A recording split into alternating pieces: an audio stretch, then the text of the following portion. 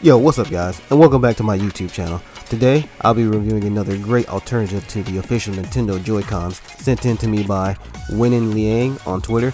I apologize to you, my guy, for butchering your name, but shout out to you for sending these over. Links for this product will be down in the video description below. And if you guys don't mind, leave a comment, drop a like, I truly appreciate that. And with all that information out the way, let's get into it.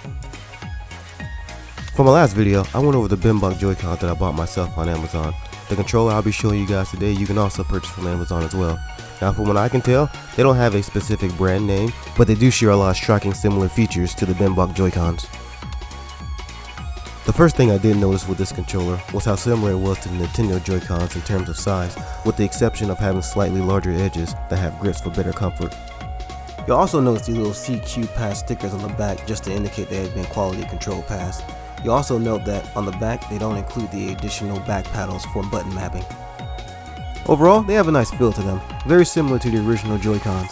The back also has a plastic texturized finish for better comfort and slip resistance.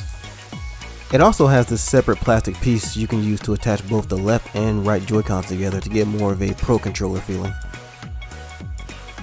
The face buttons on the right Joy-Con feel very nice and responsive, with little to no resistance when pressing them. The shoulder buttons for the ZR and ZL buttons also have a very nice and satisfying click to them, which I typically find better for some of my other controllers that I use. And the analog sticks by far are better than the original Joy-Con controllers by a landslide. And I'm also happy to report that after using these for extended hours of gameplay, I have yet to encounter any signs of stick drift, so thank the gaming gods for that one. And you'll also notice one of the coolest features on this controller is the inclusion of RGB lighting, which looks really nice during gaming sessions. By pressing down these T-shaped buttons on the corresponding Joy-Con, you can cycle through two different presets. By pressing and holding down the T-shaped button and the corresponding Joy-Con stick, you can change the different lighting effects. And by pressing down the T button while double pressing that right analog stick or left analog stick, you can set it to a RGB breathing effect. I've also tested and confirmed that when detached, they can be used to wake the Switch up from sleep mode, which a lot of other third-party Joy-Cons can't do, which I think is a really nice feature to have.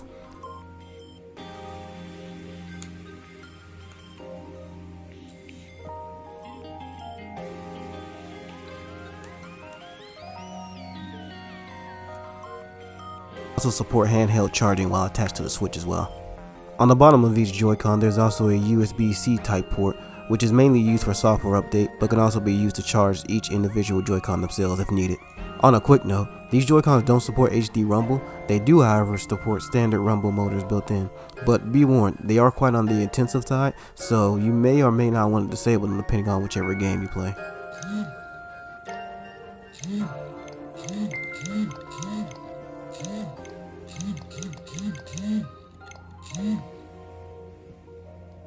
Another missing feature of these Joy-Cons is the lack of an NFC reader that allows amiibo support. I myself nowadays only collect amiibos for display purposes, but I do own a Pro controller that allows me to use them if needed, so that's another thing to keep in mind if you're looking to get a pair of these. Motion controls are also included, so for those of you who still prefer to use motion control to play some of your games, you'll be happy to know that they work great, no different from the official Nintendo Joy-Cons.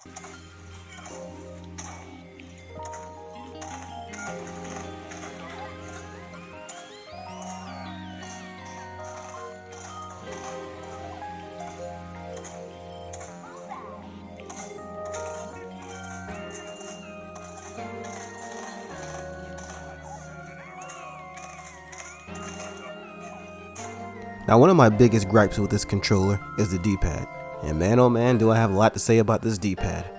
It sucks, point blank period. This seems to be a point of contention with a lot of third-party Joy-Con manufacturers, and this one is no different. It has a stiff, hard feeling to it with little to no pivot point whatsoever. I found it very unresponsive with a lot of games I play, especially platforming games from what you can see in the video above. Playing Mega Man X5 on this thing has been no easy task, and you can forget about playing those Super Nintendo or NES games on the Nintendo Online Store on the Switch. And just to show you the size comparisons between the other third-party Bimbot Joy-Con controllers I have, you can clearly see how much smaller it is compared to the Bimbot. Now I do find the Bimbot Joy-Con to be a bit more on the comfortable side when holding them in my hands compared to the pink Joy-Con controllers. I know this will be on a person by person basis, but if you have smaller hands, these pink third-party Joy-Cons will work great for you. And as for the battery life, I rarely if ever see this thing go without having a full charge when fully docked to the Switch. And as far as having it detached to be used more so like a Pro controller, I've gone for about 32 hours before having to charge it again. So, to close everything out, the biggest points to take away are the following. They look, feel, and sound great, and the RGB lighting on them gives them a great aesthetically pleasing look. The face buttons and the analog sticks feel great. They work perfectly fine with any and all your favorite Switch games and accessories.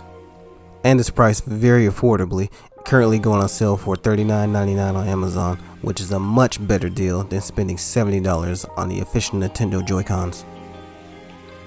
And the biggest negative I have by far is the D-pad, so if that's the most important thing that you're looking for, you may want to look elsewhere. And the overall size of the controller isn't quite to my liking, but as I've mentioned before, the size issue may vary by person. For my controller rating, I give these Joy-Cons a 4 out of 5 and my mega seal of approval for a great controller alternative. Well, that wraps up another product review. I hope you all have enjoyed this video just as much as I did making it. I look forward to the next one, and if you guys would kindly drop a comment and let me know how I did, I truly appreciate that. Hope to see you guys soon. Mega ZX signing out, and to everlasting peace. Take care everyone.